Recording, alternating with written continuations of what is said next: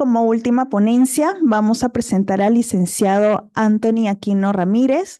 Él es asistente de investigación en nutrición para el estudio longitudinal Niños del Milenio, Young Life. Es licenciado nutricionista de la Universidad Mayor de San Marcos con estudio de maestría en investigación epidemiológica de la Universidad Peruana Cayetano Heredia.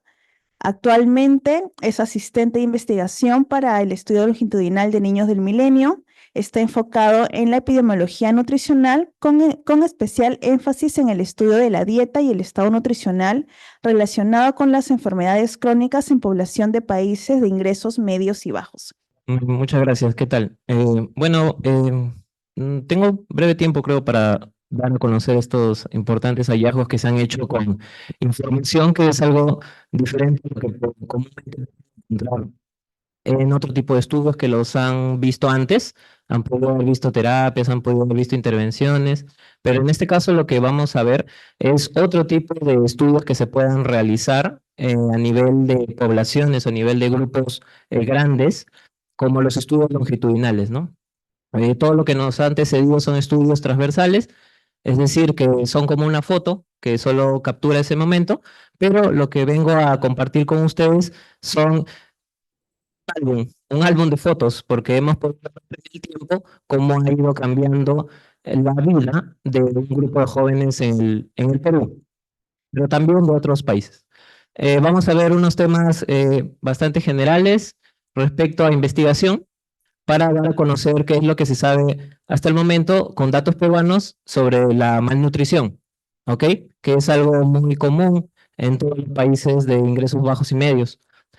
Como saben, la nutrición es una ciencia muy compleja, o sea, es difícil poder explicar lo que vendría a decirnos el consumo de ciertos grupos de alimentos o el consumo de ciertos nutrientes. Más adelante vamos a ver algunos ejemplos que nos señalan de que no está todo claro con respecto a cuál podría ser el efecto de los alimentos que nosotros comúnmente consumimos día a día, ¿no? Y dependiendo también de cómo nos encontramos, dado que no todos estamos completamente sanos en todos nuestros años que vivimos.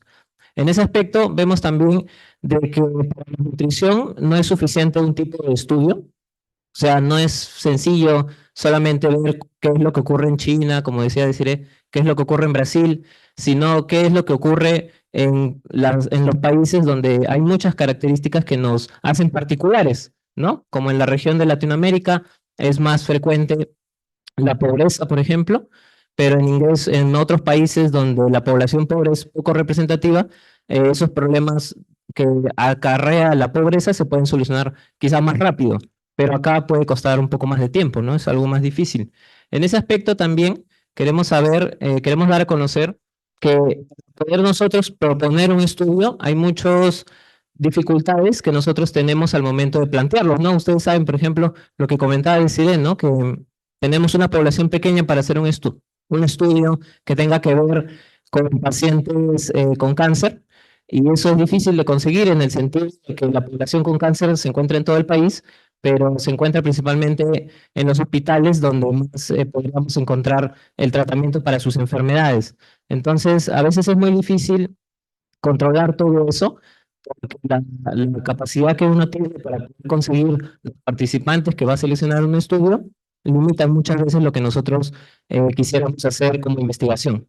Entonces, a las dificultades que uno tiene al momento de plantear un estudio y las dificultades que uno tiene para darse una idea, porque es difícil, la nutrición por sí misma, el estudio de la dieta y del estado nutricional, es más complejo aún así. Entonces, eso es para destacar las dificultades que se tiene para plantear este tipo de estudios, ¿no? Los estudios que han planteado anteriormente, acá los colegas son estudios que se les conoce como transversales, que están dentro de los estudios más frecuentes, pero que tienen poca capacidad de poder decirnos qué es lo que ocurre realmente. Pero existen otro tipo de estudios que sí son un poco más completos, que permiten entender un poco mejor las asociaciones que puedan existir, ¿no? Que nosotros podamos entender previamente. Hay muchas cosas que a esto se le llama causalidad. ¿Qué quiere decir esto? Que cuando uno quiere explicar que A conlleva a B, Hay muchas cosas que se encuentran alrededor de A y alrededor de B que deberíamos controlar para poder entender realmente qué es lo que está ocurriendo para un estudio de investigación, ¿no? Entonces es importante tomar en cuenta que hay muchos criterios que acá los podemos ver. Es algo pequeño, pero por ejemplo, voy a dar un ejemplo, ¿no? Que podamos decir que, como mencionaban anteriormente, ¿no? O sea, hay efectos que se han estudiado o asociaciones que se han estudiado, por ejemplo, del consumo de bebidas azucaradas, que es muy frecuente en países de ingresos medios y bajos, donde los productos que más se puedan expender o se puedan vender son bebidas gasificadas o productos basados en néctar. Y estos productos a la larga tienen algunos efectos sobre la salud cardiovascular, por ejemplo, a nivel del corazón o a nivel del cerebro o del sistema circulatorio en sí.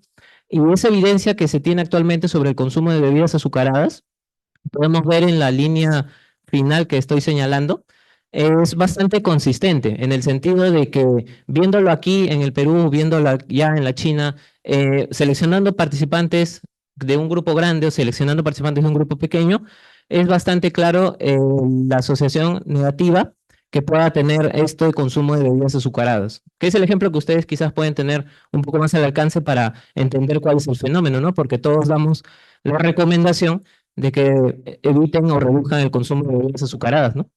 Que es muy frecuente en toda la población. Como les mencioné, hay ventajas que nos traen los estudios longitudinales, es decir, diferentes fotos que nosotros vemos en el tiempo, y estas están basadas mucho en poder entender mejor qué es lo que está ocurriendo. Cuando nosotros estudiamos en la investigación un problema, nosotros consideramos que existe algo previamente a eso que permite que ocurra lo otro. Es decir, hay una exposición para un efecto, ¿no?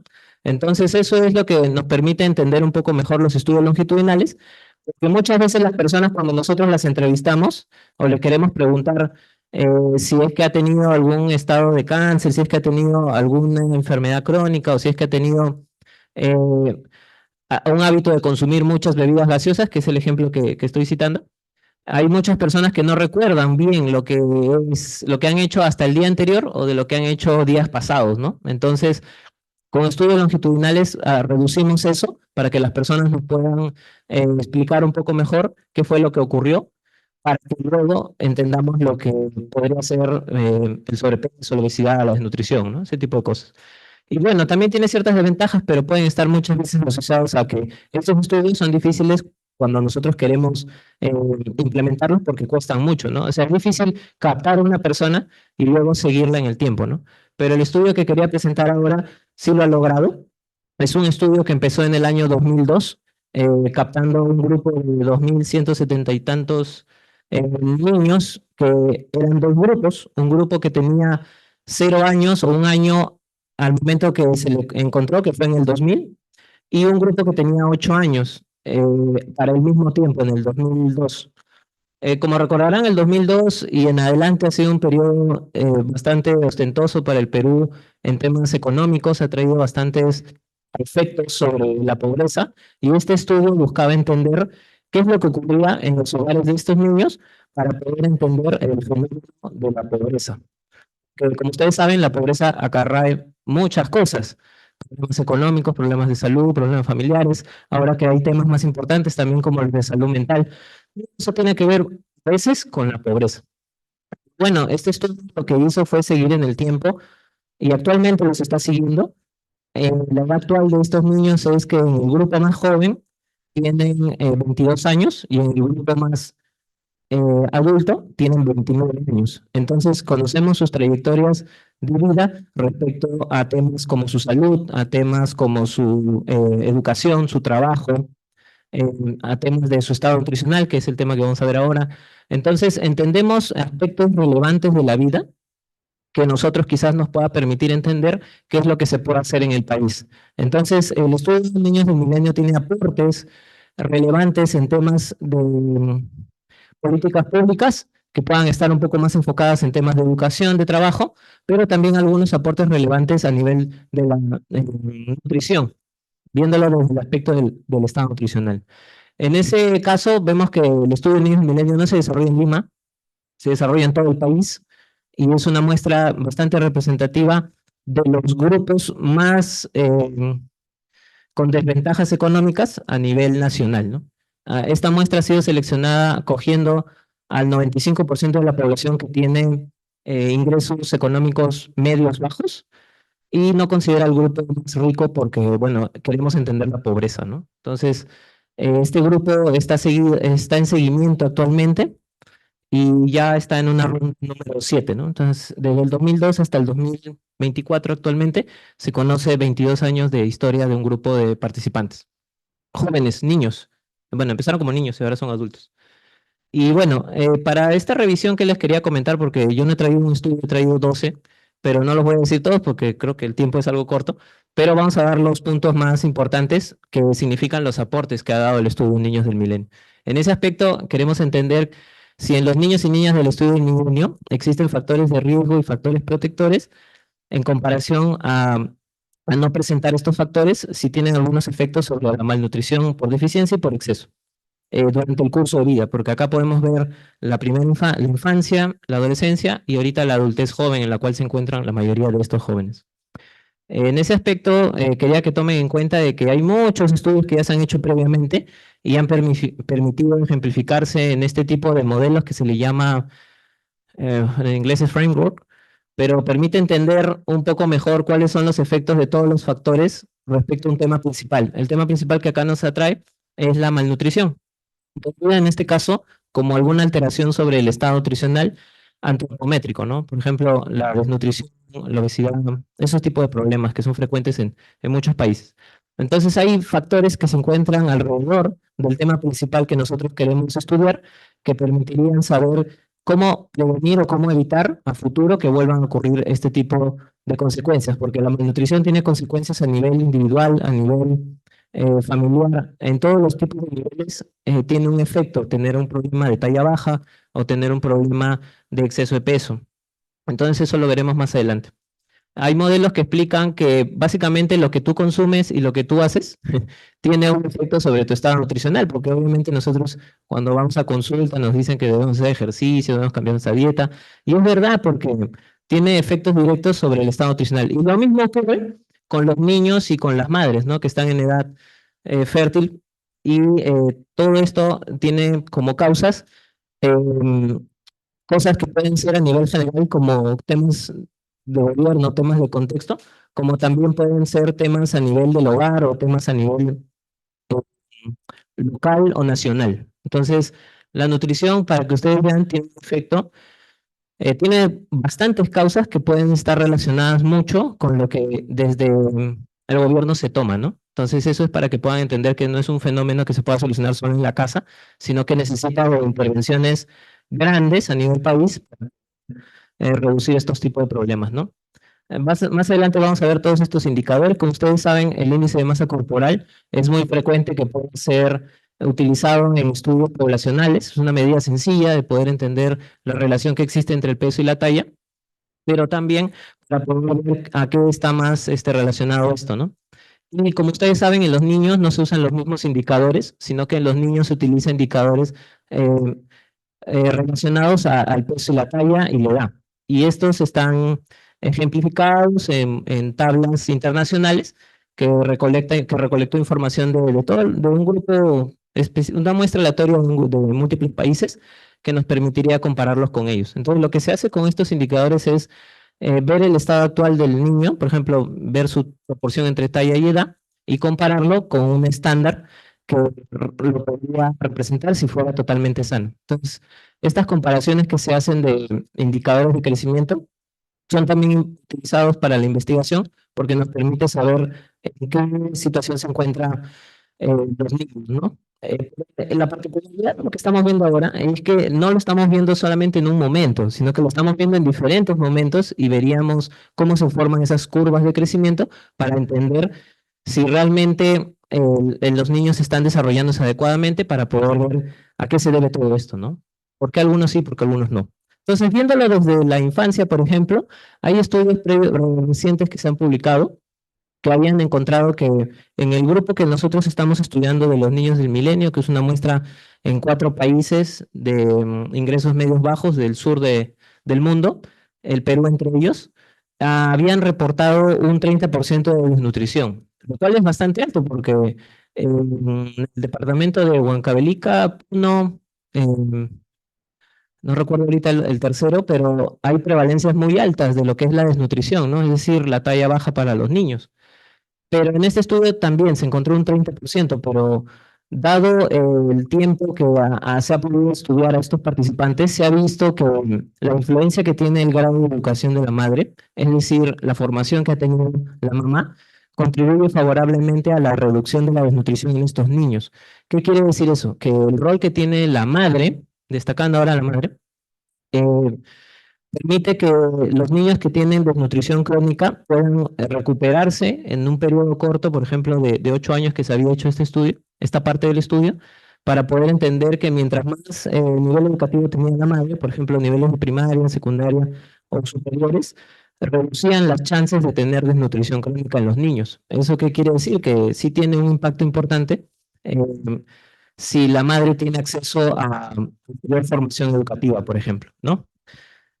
En otros estudios se han visto, por ejemplo, este es un aporte muy importante que ha tenido el estudio de Niños del Milenio, en el cual hemos visto que los niños empezaron con un estado de bajo peso al nacer, o sea, se capturó información de sus estados perinatales, digámoslo así, y se pudo ver que un grupo importante de la población presentaba bajo peso al nacer.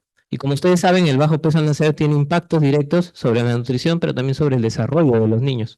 En ese aspecto, el estudio Niños del Milenio vio que la tendencia a nivel poblacional de los años 2000 hacia adelante, de, como lo repito, un contexto bastante favorable para el Estado peruano, de mayor crecimiento económico, contribuyó también a que muchas otras cosas cambien para que la desnutrición en estos niños se pueda recuperar, porque como ustedes ven, estaban en un puntos más bajos y luego en un periodo de 6 años, 4 años, se puede ver que siguen recuperando estos niños.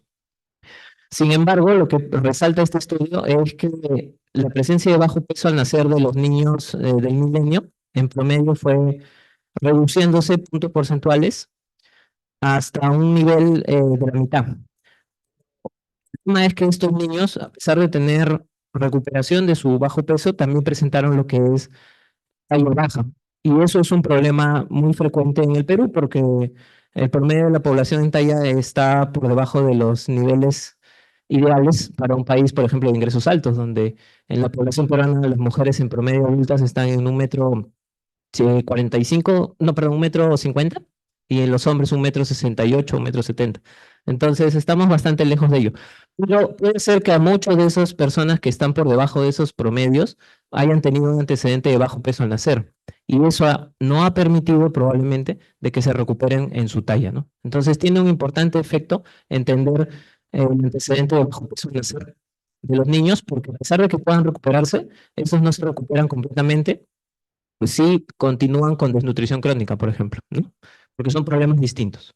Y eso lo podemos ver con el estudio de niños del milenio, ¿no? Porque lo que te quiere decir esto es que debes intervenir lo antes posible, hasta antes de que nazca, para que puedas promover que el niño no nazca con bajo peso al nacer, ¿no? Lo cual es muy importante en el desarrollo infantil temprano. Hay más estudios que también tienen que ver mucho con esto. Por ejemplo, lo que ustedes saben, ¿no? Y lo que puede ser parte de este contexto. Hay muchas veces los ingresos económicos que están muy relacionados con cómo se encuentra la familia. En este caso lo están mencionando los niños. Y lo que podemos ver acá es que, por ejemplo, en la población del Perú, las chances de tener nutrición, que es bastante, fueron reduciéndose en la medida que mejoraron los ingresos económicos en los hogares. Porque cuando se captó a la población en este punto, la chance de tener nutrición era del 5%. Estas fueron reduciéndose que mejorar sus ingresos económicos, lo cual es bastante cierto, porque en los hogares en promedio siempre se busca que los niños estudien, que los niños mejoren su educación, que encuentren mejores trabajos cuando ya sean adultos. Entonces, estos efectos han sido medidos acá en el estudio Niños de Milenio, en el cual hemos encontrado que las chances de nutrición han ido bajando en la medida que fue mejorando por sus ingresos económicos del hogar. Sin embargo, podemos ver que no solo está el problema de la nutrición, sino también del bajo peso. Y las chances de tener bajo peso bueno, no son muy claras, también parece que tiene favorables sobre ello. Es decir, que si mejoran los ingresos de los hogares en niños de esta edad, en niños menores de 5 años, puede ser que sus chances de tener nutrición también se reduzcan, ¿no? Y eso sí queda claro en este estudio, porque vemos que de 35% baja a 33 y de 33 a 22 y de 22 a 4%. Es decir, es una relación lineal, ¿no? Como lo hemos visto en otras presentaciones. Otro punto importante que tenía, como les mencionaba, es que el estudio de niños de milenio pudo demostrar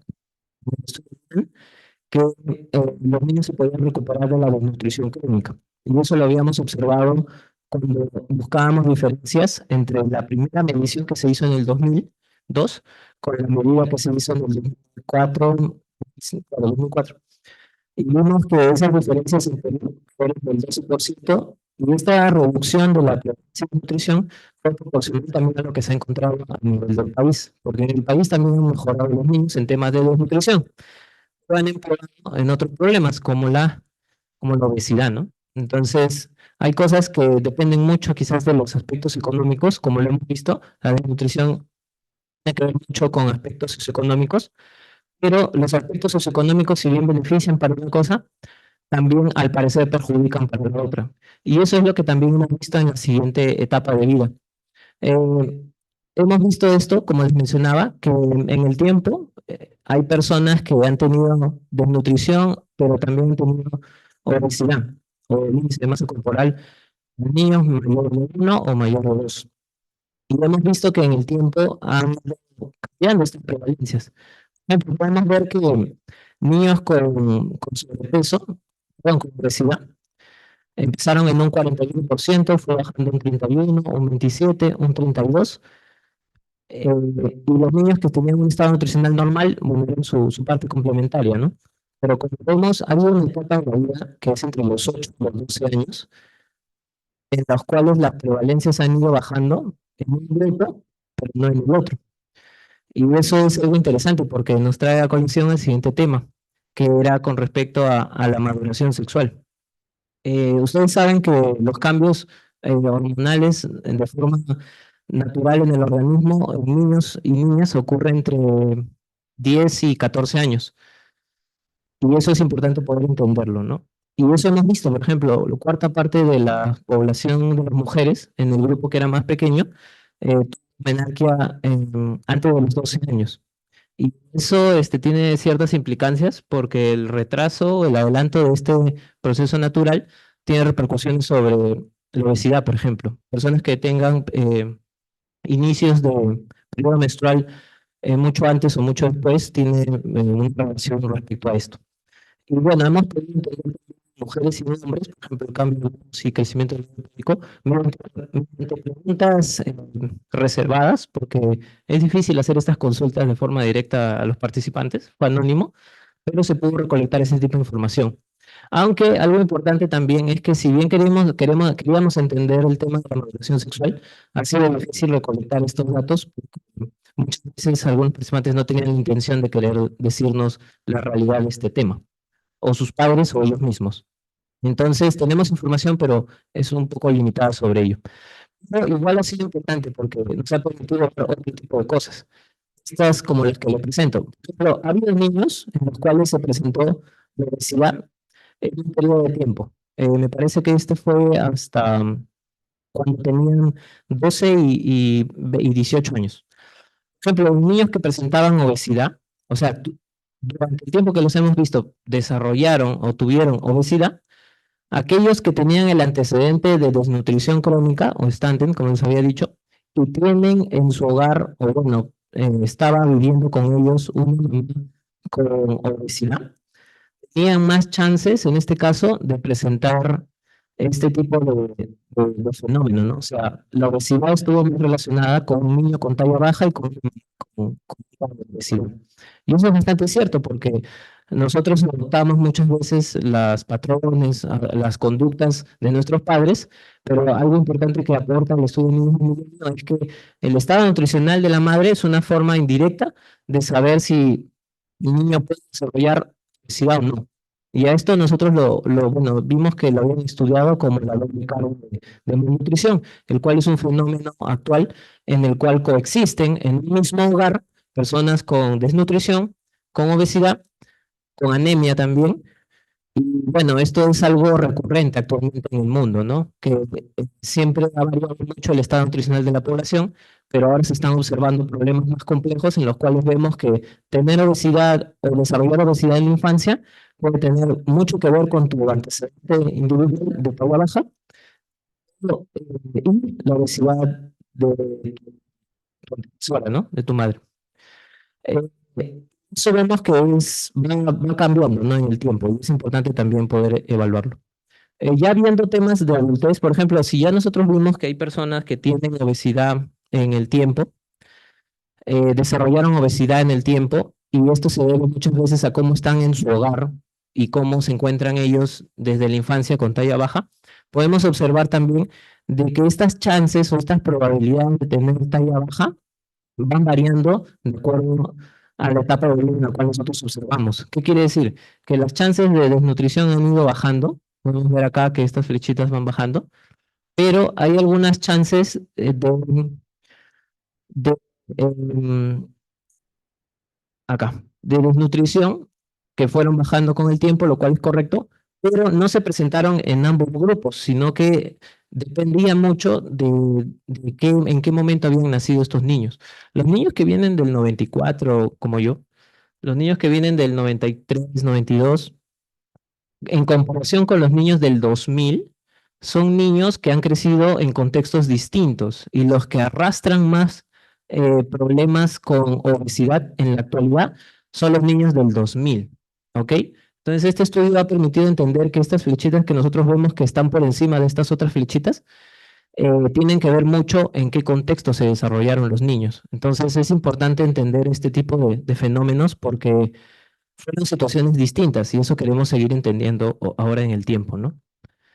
Así como hay chances de desnutrición, también hay de sobrepeso, obesidad, y estas sí son lineales, como podemos ver, siempre tienen una dirección hacia arriba. Y con más alto podemos observarlos, por ejemplo, acá entre el grupo de los hombres. Las estadísticas nacionales señalan que las mujeres son las que tienen a veces más chances de obesidad, pero acá podemos verlo de forma continua, o sea, ver cómo ha sido el desarrollo en la población, y en el tiempo hemos observado que los hombres tienen un poco más chances en comparación con las mujeres de sobrepeso, obesidad. Y de desnutrición podemos observar que el grupo de hombres también, el grupo de mujeres es quizás el que tiene más chances. Y esta última publicación es una que ha salido en 2023 para poder entender lo que es la obesidad. Hemos visto, bueno, han observado que la obesidad en un tiempo de 14 años, o sea, de 15 años de seguimiento, nos han permitido entender que la obesidad depende de algunas cosas diferentes a las que vimos en la primera etapa. En la primera etapa vimos que el antecedente de la madre, el grado de educación, relación sexual o temas de cuidado del niño, tienen que ver mucho con la obesidad en la infancia. Pero nosotros también hemos visto la obesidad en la adultez, porque puede ser que durante la etapa de niño no hayas desarrollado obesidad, pero puede ser que más adelante también. Y eso ha podido observarse acá, en el cual hábitos dietéticos, por ejemplo, consumir snacks o dulces y consumir bebidas azucaradas, que fue lo que les comenté anteriormente, se le podía atribuir a la obesidad que desarrollaban los niños en el tiempo, ya los adolescentes o adultos. Entonces, cambia el panorama cuando nosotros evaluamos adultos, porque son sus hábitos o conductas individuales las que conllevan a la obesidad que presentan, mientras que en la infancia dependía mucho de lo que hacía la mamá o de lo que hacía en su hogar. Entonces eso ha permitido el estudio de niños del milenio entender cómo es el fenómeno de la obesidad, por lo menos en el Perú y en los otros países donde se desarrolla este estudio. Entonces, las conclusiones que hemos llegado son estas, ¿no? Que el estudio de niños de milenio estudia a largo plazo efectos de la malnutrición sobre el estado nutricional en periodos críticos de la vida. Porque entre los 8 y los 12 hemos observado que hay unos picos de obesidad, pero que podría estar relacionado a ciertos factores de cada etapa. Y eso es las conclusiones que he obtenido, ¿no? Que entre los primeros 1000 días de estos niños, desde su nacimiento hasta los 2 años, La asociación de desnutrición y bajo peso depende de factores prenatales o perinatales, mejor dicho, y del entorno del hogar, como la educación materna, el nivel socioeconómico, la edad del niño también, y la pubertad. Sin embargo, la obesidad, el otro fenómeno que estudiamos, durante la adolescencia y la adultez, tiene asociado diferentes factores de riesgo, entre ellos factores conductuales individuales, como la dieta y el sedentarismo, los cuales también se observan en este mismo estudio, ¿no? Porque tienen fuerte asociación o atribución al consumo de bebidas azucaradas, al consumo de snacks, antecedentes de cesárea y baja actividad física. Entonces, esos estudios son bastante importantes para ello.